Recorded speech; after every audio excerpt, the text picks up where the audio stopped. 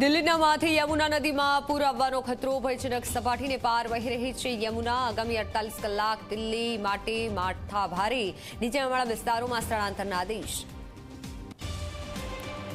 નર્મદા ડેમની જળસપાટીમાં સતત વધારો. 24 કલાકમાં 150 સેન્ટીમીટર વધ્યું જળસ્તર. ડેમના 5 દરવાજા ખોલી છોડાયું પાણી.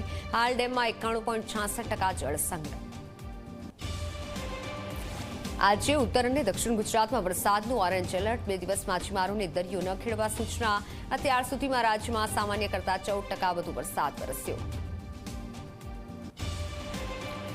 રાજકોટની બીએ ડાંગર કોલેજમાં વિદ્યાર્થીના આપઘાત મામલે વિરોધ. એબીવીપીએ કોલેજને બંધ કરાવી. વિદ્યાર્થીઓને ક્લાસની બહાર કાઢી માર્યા તાળા.